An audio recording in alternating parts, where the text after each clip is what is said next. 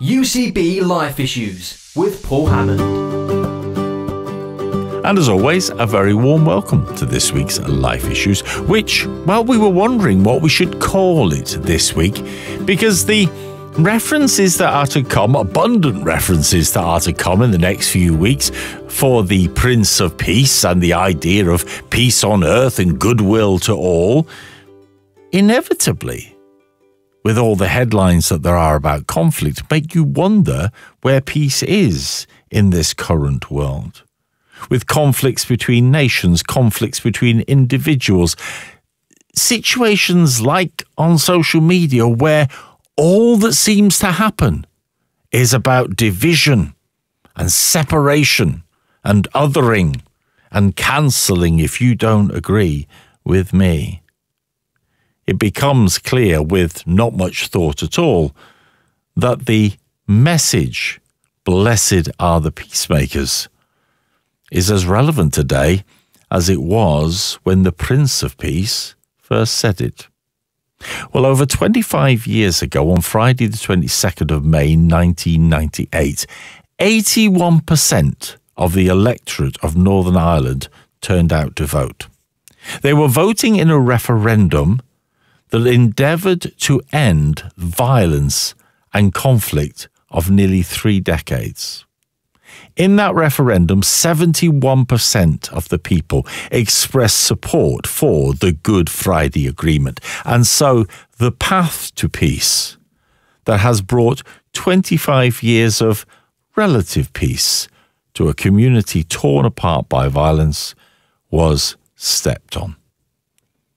But what is the price of peace? And if people are willing to pay it, what difference can it bring?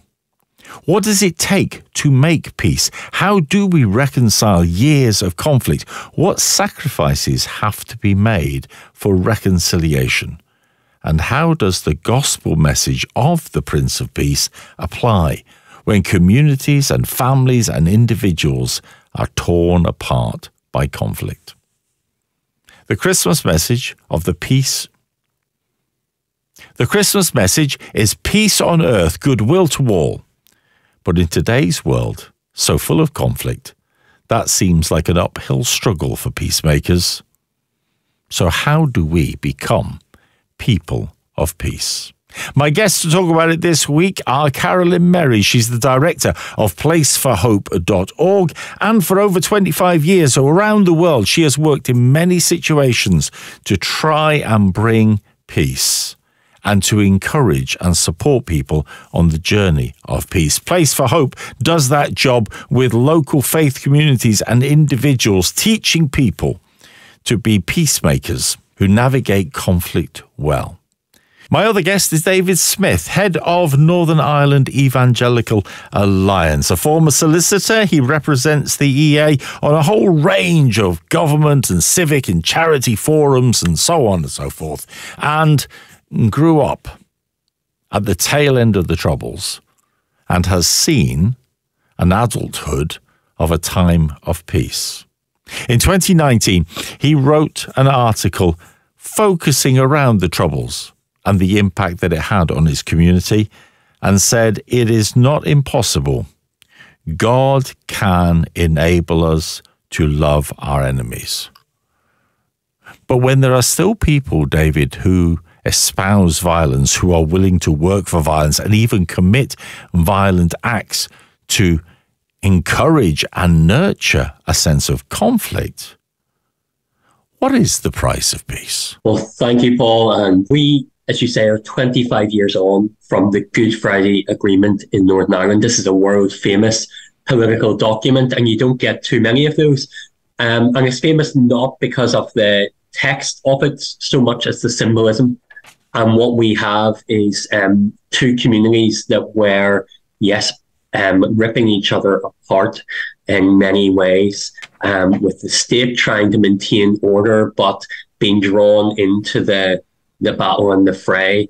And this was a very, very difficult situation for about 30 years. What we call the modern day Troubles. Just for some context, about 3,700 people died, tens of thousands were injured. And this was a range of paramilitary groups that sort of sprouted up to defend their communities and to attack the other. 25 years on, things are very different. I grew up towards the end of the Troubles. My children are growing up in a very different Northern Ireland to what I grew up in or my father grew up in. Today, my daughter has an Irish name.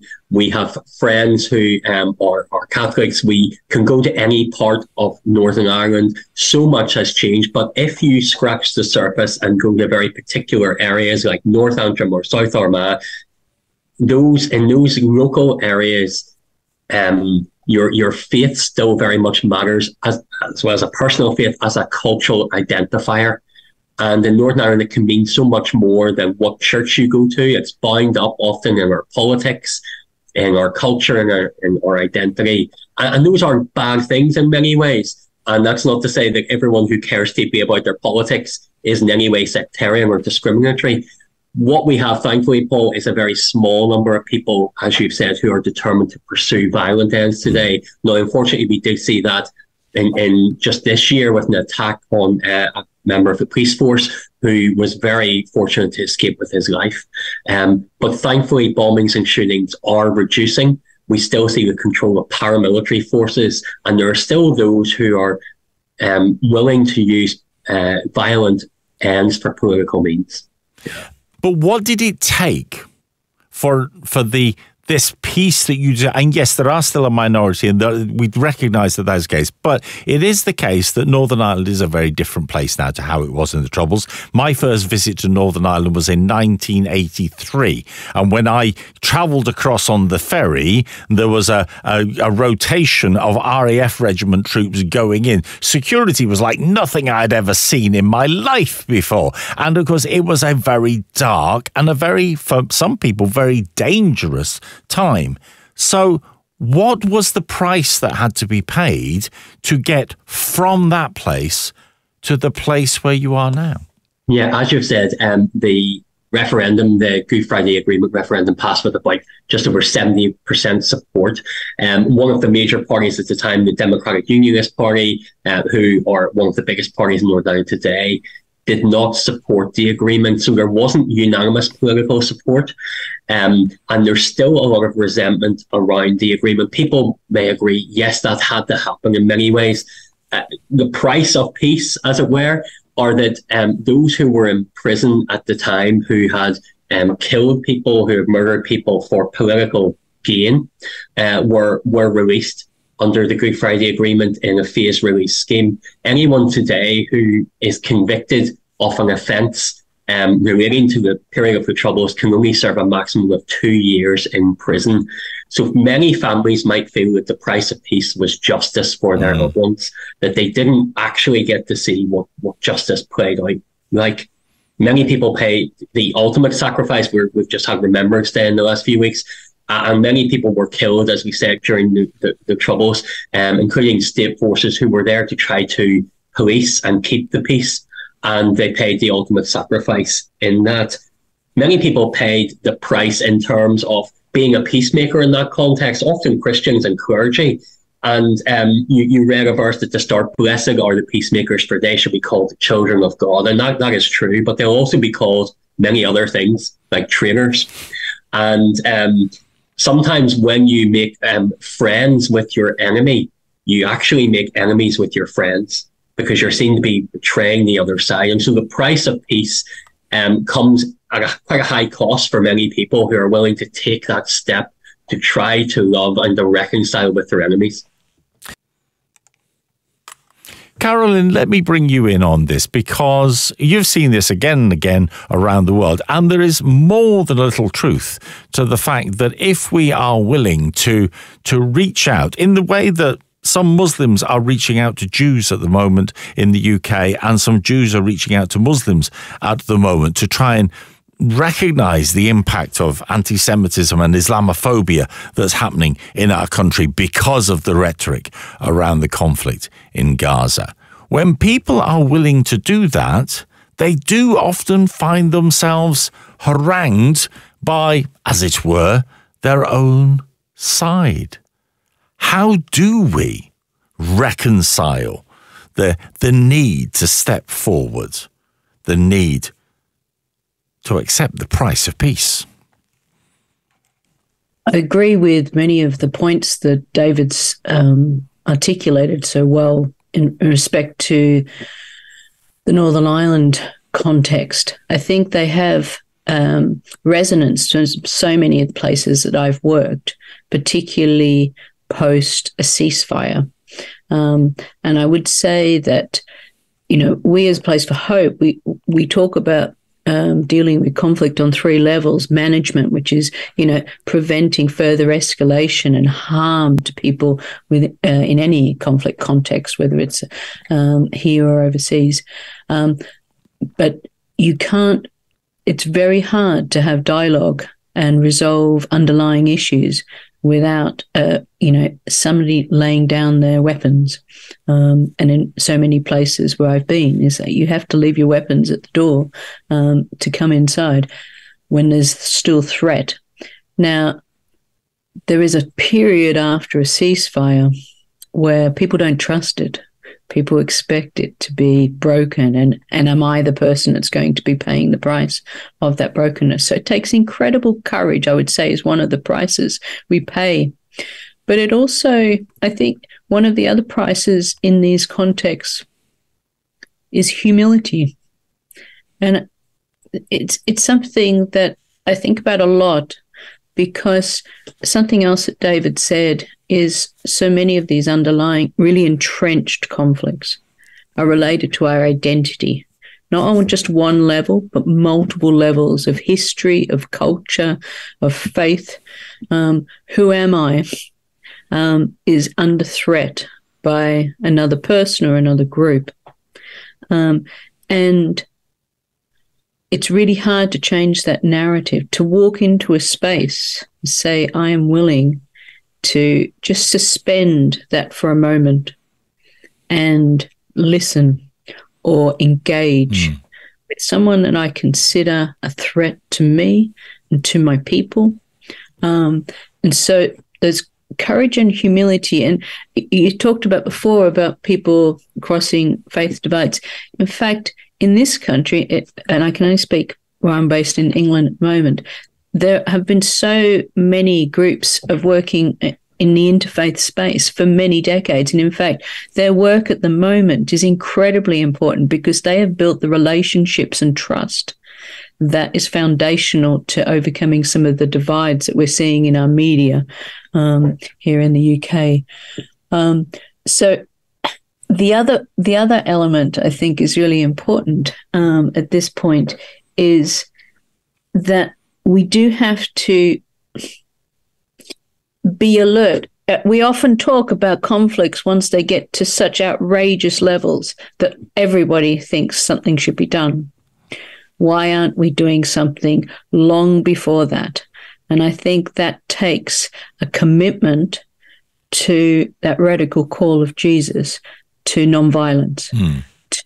It's a proactive quality. People often think it's passive. I just won't pick up a gun. I won't shell people. But in fact, it's proactive. Where are there inequalities, injustices, root issues, poverty that we should be addressing long before somebody picks up a gun and threatens another? And when we talk about conflict management and then being able to have dialogue, and I don't know if this is true in Northern Ireland, David, that the peace agreement was only just the beginning of actually starting to look at what were the underlying issues and how do we address those so we never go back to the other. And that's when the real work of peace starts. And it was very important, David, wasn't it? The people who had for a long time been willing to use their voices to in real terms, identify and quantify division were then actually willing to use their voices to create a space to draw together. The imagery for me of Ian Paisley sitting down with Martin McGuinness and offering to pour him a cup of tea. I mean, I think that was possibly one of the most potent images in the whole process of finding peace for Northern Ireland. Yeah, I mean, those were scenes that I don't think anyone could ever have imagined. They were beyond our comprehension during the 70s, 80s, 90s, that the leader of the most fundamentalist religious party, political party and church in Northern Ireland, the founder, this billowing street preacher, Ian Paisley, would sit down with a former IRA commander who was highly significant in Sinn Féin, and they would sit down together and actually co-rule this place we call home. That sort of blew many people away. That was very painful for many people to see, and that kind of enemies becoming friends, friends becoming enemies thing definitely played out. Both of them paid a price within their own parties and within their own communities for doing, in many ways, what they said they would never do. One of Paisley's great famous slogans was "No surrender, not an inch." And there he was sitting down. And many people find that very, very difficult to swallow. Many people saw in it, though, something of the swords being turned into plowshares. They saw something hugely imaginative in this, and they saw great leadership and humility. Both were coming near the end of their political careers, both coming nearer towards the end of their lives, and both have passed on. I think the friendship was very genuine. There's maybe something in having lived through and becoming grandparents and seeing life differently than they maybe did in their 20s and 30s when they started out as opponents. And so there's something in all of that. There's also the recognition that political agreements are vital. And as a lawyer, I think law is so important, but it can only ever take us so far. The real work of reconciliation is hearts and minds and relationships. And that needs to be modeled out at leadership level.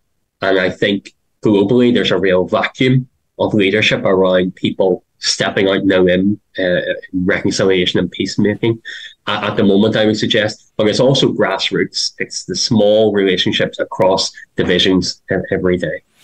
And there is a need, isn't there? I mean, you have already touched on it, Carolyn, but for us to define what conflict is, because conflict is not just about the war and the gun and the bomb. It is also about the words. It is also about the attitudes within a society.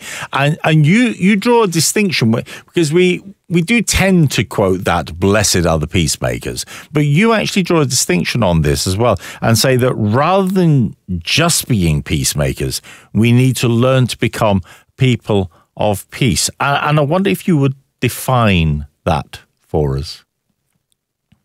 It's something that I keep trying to explore. So it may not be a definitive answer, but we often like to think it's quite nice to feel like you are a peacemaker. You are doing things for peace in other people's contexts.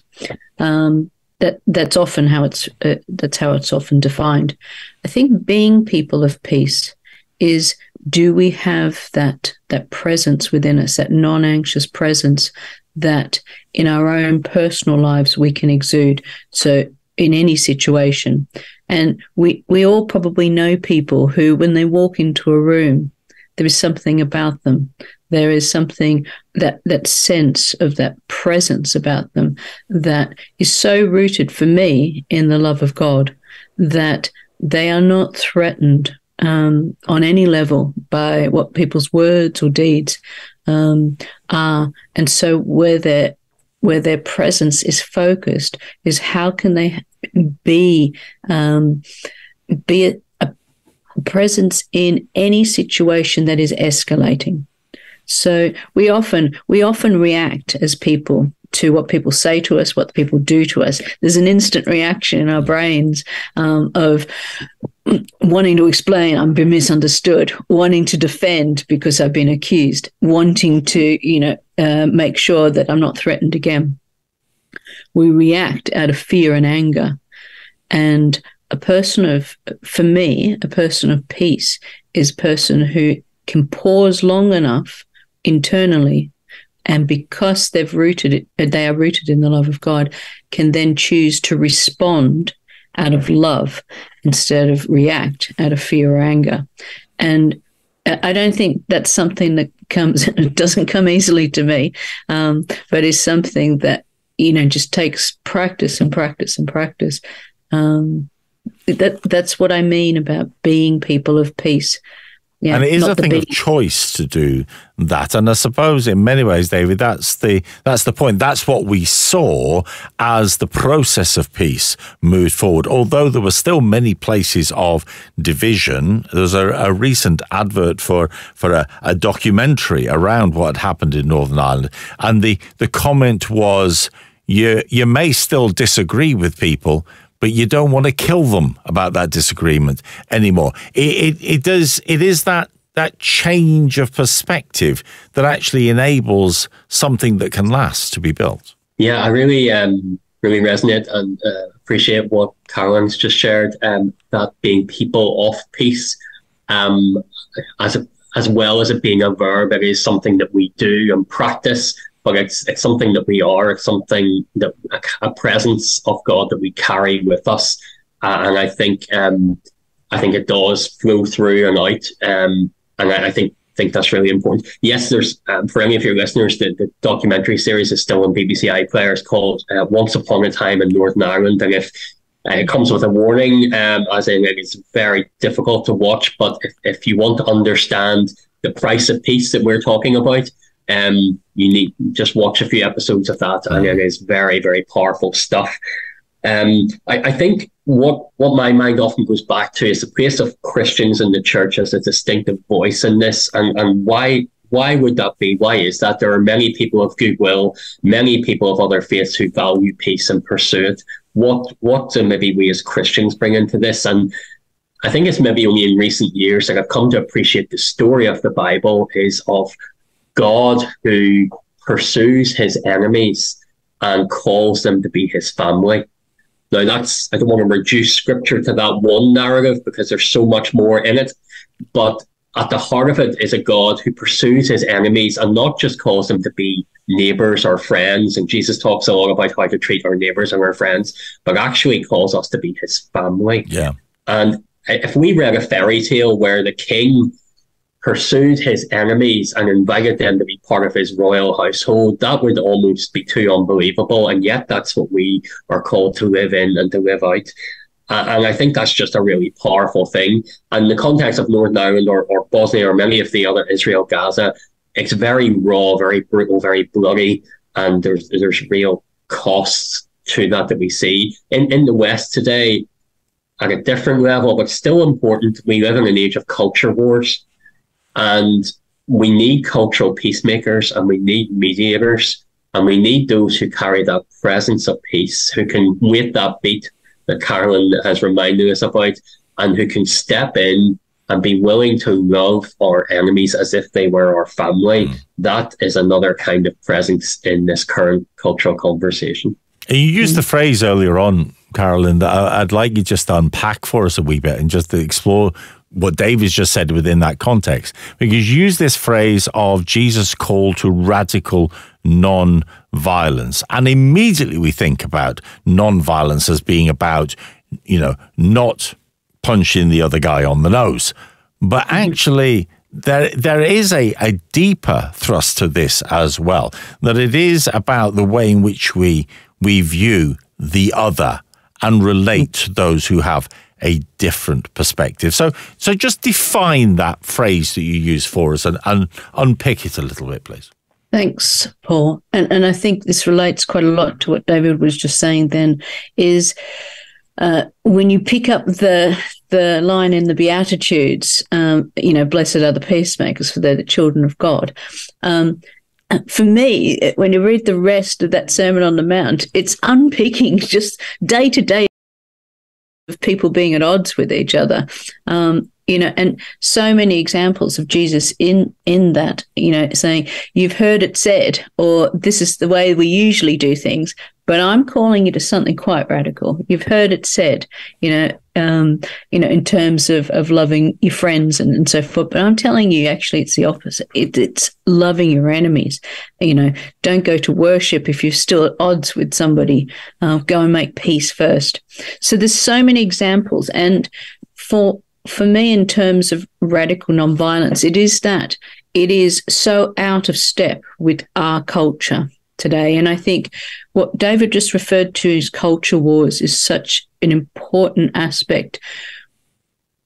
I think increasingly over my lifetime, there has been a loss of the public space for discourse, for genuine dialogue with nuance, with complexity, that's modeled in our political and our religious and our many other avenues of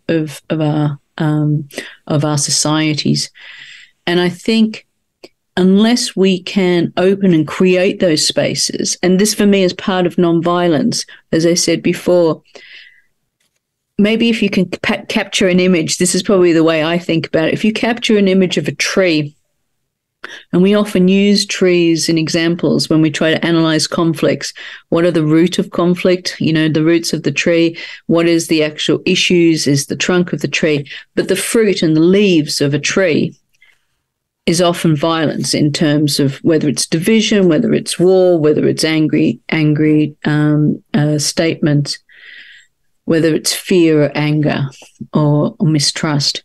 Those are all the fruits of conflict. And when we only look at the fruits of that, often violence is seen as the only alternative because we've let it get to that stage. We need that conflict management to prevent further violence, further division, further fear, further bloodshed in some places. And it looks like violence actually is necessary at those levels to stop that further violence. But if we're not also looking at the big picture of the tree, all that happens is those leaves and those fruits fall to the ground and provide the nutrition for the roots that continue that cycle of conflict. And for me, nonviolence is actually proactively, before or even at the same time, looking at those roots, because if we can change what is the roots of that tree's issues, then in fact what we have at the leaves and the fruit section is actually, all the things that God talks about in terms of being reconciled with one another, and it's sort of almost, for me, kingdom of heaven on earth, where we can actually live well with differences. We don't have to agree, but we can hold relationship. We can live without fear. We can live without making other people less than us. And we are secure enough in the roots of the love of God that we can live alongside people who are quite different, have different beliefs, different views, and still be held in relationship, because we're all created by God. And there is surrender in that, David, isn't there? I mean, the ultimate price of peace, I suppose, was the fact that Jesus was willing to surrender himself on the cross to win that peace that you described, where God was running after his enemies to invite them to be a part of his family. And that image of justice and mercy coming together in the sacrificial act that is willing to surrender self in order to win peace. I mean, that's the ultimate example of how the gospel of peace works in this world. Yeah, absolutely. I remember hearing an African pastor from Rwanda talking about the cross and how it's central to peacemaking in the work that he was doing. And he was sort of saying how a victim in this life who may never get an apology or who may never get justice can come to the cross and receive an assurance of justice one day, where justice and mercy meet. Can know that the wrongs that were committed against them or their family will one day be made right. The perpetrator, who in this life will never receive an earthly pardon or forgiveness from the victim's family, because of circumstances or whatever it may be, can come to the same cross and can receive mercy and forgiveness and redemption. And there's something about the cross where the victim and the perpetrator can meet, can come separately or even together, and life can be renewed. We can be given new identities and new relationships. So we're no longer defined by our victimhood or by the things that we have done against others. We can be made new as God's children. And then also we are given new relationships with God, with each other, with the world around ourselves, and even within ourselves. We can become those people of peace. And we, particularly speaking to an evangelical audience, I suppose, often try to frame peacemaking in terms of mission and discipleship as well. This isn't an optional extra for the ecumenical Christians or for the social justice Christians or whatever label you want to put on it. If you want to follow Jesus, we believe this is core to our mission. How could we not point to the Prince of Peace as Christians in Northern Ireland, as our witness, as our mission? How could we not seek to follow in his footsteps in the way that we treat others? So for us, this is core mission and discipleship. It's not an optional extra. But of course, faith and religion, and in Northern Ireland, church going, but in other parts of the world, other sort of faith perspectives are often assigned a role within conflict. And although there were many Christians in Northern Ireland who were pushing forward that message of he is our Prince of Peace, we need to be seeking peace, there were also whole denominations that were saying no surrender.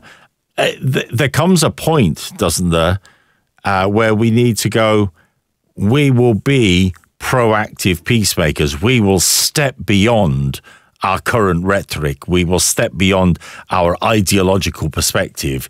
We will not simply stand by and wait for peace. There's a quote, one of the international peacemakers that we often draw on at Place for Hope is John Paul Lederach. And he has a quote that is, reach out to those you fear, touch the heart of complexity, imagine beyond what is seen, and risk vulnerability one step at a time. And I often have that at the forefront of my mind in the work I've done, but also at call when we work with individuals and church communities, is that taking this is risky, but it's also, you have to be creative. You have to have an imagination. What David was saying before, imagine even that we could live together. At the end of many wars where I've been, people who have been rebels, who have been in the official military, who have, run and become refugees over borders, who have become internally displaced peoples, those who have stayed in those villages and been overrun many times, have to come back together and live together. And what do you do with that much pain? And justice, in many of those contexts, whether it's in the form of a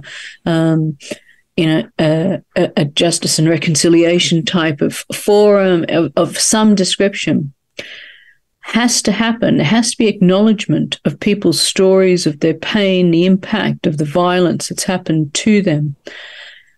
But I often think that we as Christians don't model. It's hard to call other people to do it in those circumstances, but we often don't model that justice is only the first level. Grace comes in at that next level, because no legal justice will do the internal healing of that amount of pain. Justice is absolutely necessary, don't get me wrong, because it has to be acknowledged, and there has, for people to be able to say, but even in countries or in contexts where that is done, it doesn't heal you. And that further reconciliation through the grace of God, for me, is something we don't talk about enough. And it is that imagining beyond, that it is risking that, these people who just slaughtered my family, I have to live next door to. Yeah. How do I do that? And that's an extraordinary call from God, who demonstrated it through Jesus. Because there is that point there. I mean, when I fall out with a friend and I feel hurt by a friend and there is division between us, it's hard enough to show grace in that context. Even though we pray, forgive us as we forgive others, it's still hard enough to show grace. When your community has been torn apart and literally torn apart in some cases by 30 years of violence. I mean, how do you find that space that can love our enemies, forgive our enemies, actually be reconciled with those who were our enemies? I think two sort of brief points on that, but 2 Corinthians 5 is a passage used by peacemakers all over the world, something we certainly keep coming back to, that idea of us being ambassadors of reconciliation, that those who identify with Christ, who follow in the way, they may still hold legitimate constitutional loyalties in Northern Ireland. They may still want to be British and see themselves as British or Irish, but they do not pursue nationalisms as their primary goal. That is not what they are ultimately seeking. It is the good of the place that they live in, that kind of well-being, the flourishing of the city, of the place, of the community that they live in, that they want their enemies to flourish as much as their own community. And that's a completely different way of looking at the world when you have often 2 tribes or more, and they are each seeking their good to the detriment of another. That's a shift in a kingdom identity over a national identity. As I say, you can still have political views and aspirations, but they're held lightly in light of eternity. Prioritized. I think, I think that's sort of an important aspect, to what we're sort of talking about. Sometimes a place for hope, what we call that in terms of mediation, is it's important to have heard each other's stories. And we're not asking people to give up their stories, but sometimes when even that understanding of what has brought people to violence or division or breakdown in a relationship is not going to be reconciled at that level, it could be understood, but not reconciliation, is to reach for both parties or more, to reach for that larger, more loving story of God. There's a famous quote, the first casualty of war is truth. And we're seeing that unfold, particularly in the age of social media, where deep fake videos and nefarious states who are producing social media output to confuse and cause chaos and confusion. So it's very hard when you scroll to and you see images or video even to know what is true at a first glance. And we've seen that even the BBC sort of falling prey to some of that. So in that context, particularly where I'm not sure if I can believe what I'm seeing or what my enemy may tell me, I'm not likely to engender trust there. I'm not likely to build up trust in relationship. And if I can't believe what you're saying to me, Paul, I'm not going to trust you. And if I don't trust you, I'm not going to believe you. And there can be something of a vicious cycle about truth and trust. We're seeing there's a veracity index that's carried out every year in the UK about the level of trust in various public figures, and politicians and journalists are kind of at an all-time low. There's not much trust out there at the moment, and that's a really dangerous context. It's always been that way in many respects, but particularly in this age of social media. And I think it's really important that we start as peacemakers, as Christians, to take steps towards building trust and establishing truth, because these are really important things. And if I can't trust you or believe you, then the road to peacemaking and peace building becomes much, much harder.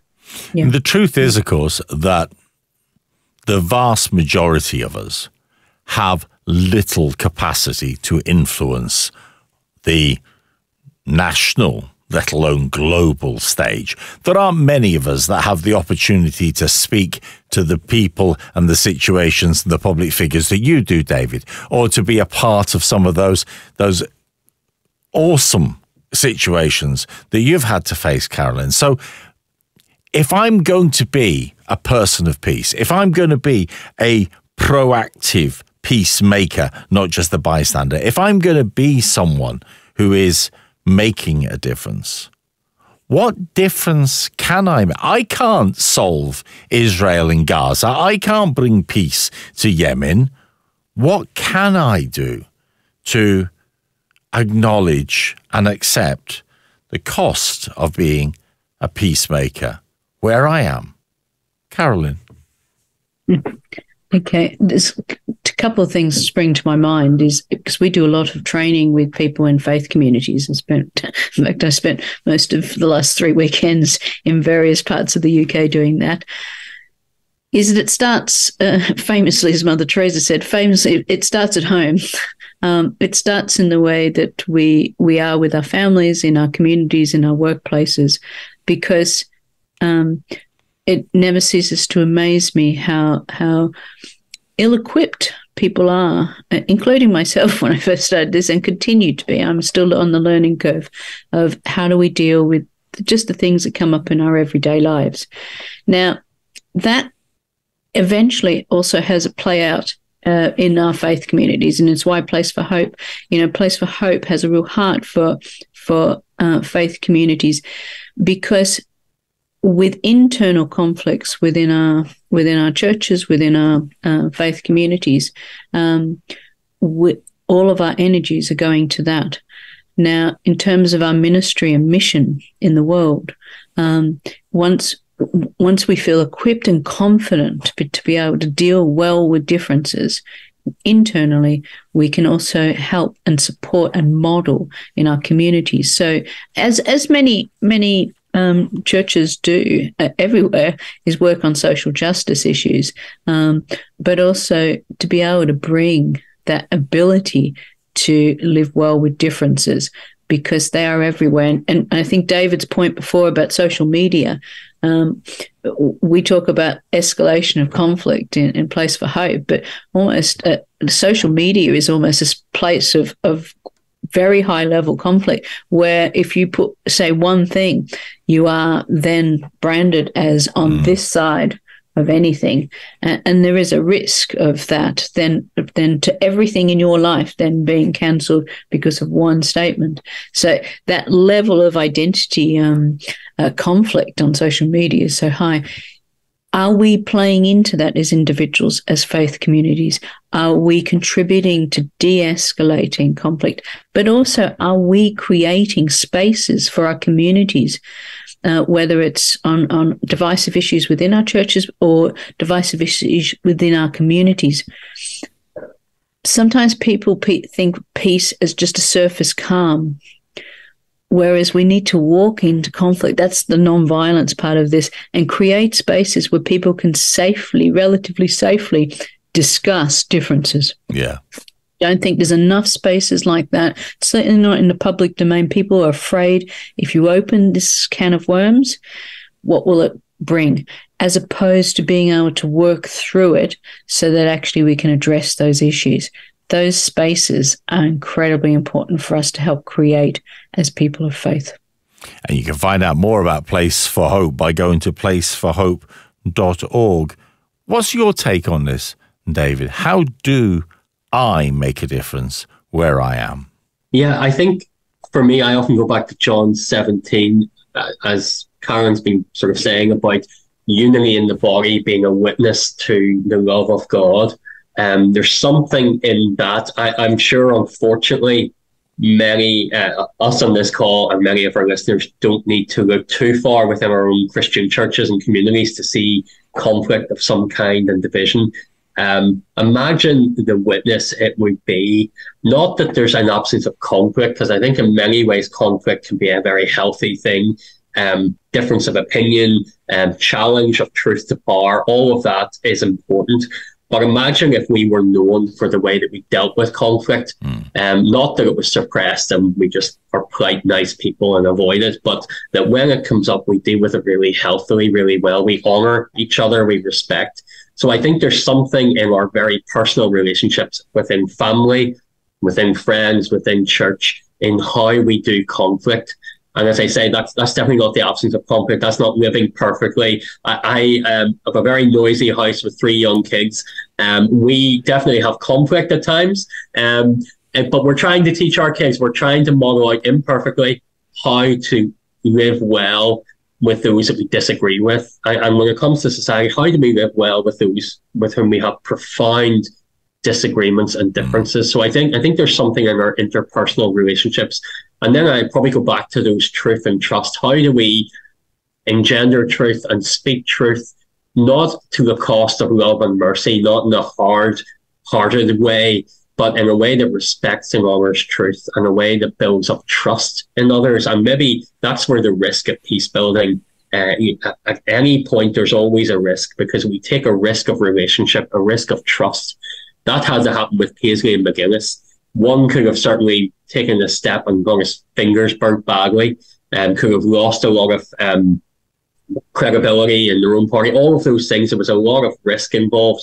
But I think risk and truth and trust are really, really important for us as individuals. And it may be, as you say, we're not going to maybe be speaking to world leaders, but it could be just in how we speak about those who are perceived to be our enemies, how we hold and honour their names in our mouths, in our conversations. All of those things are just vitally important. Reality is, and as we are recording, it is crystal clear in the news headlines around places like Ukraine and Gaza and Israel and Yemen and so many other places around the world. All around our world, there are places of conflict where peace is the last thing that people are experiencing. And the reality is that in so many people's lives, in their individual relationships, in the attitudes that they express in social media, and the sense of black and white, hard-line divisions that seem to exist so easily in a world of disparate opinions, conflict, and the inability to move beyond either the verbal or at times the physical violence of conflict seems to dominate. So what can I do to be a peacemaker? You've been listening to UCB Life Issues. My guests today, Carolyn Merry and David Smyth. Guys, thank you for joining me. Thank you. Thank you. And thank you as well to Rachel, my producer. We decided to call this week The Price of Peace, because surely that is something we all need to embrace and be willing to pay if we follow the Prince of Peace. Ta-da.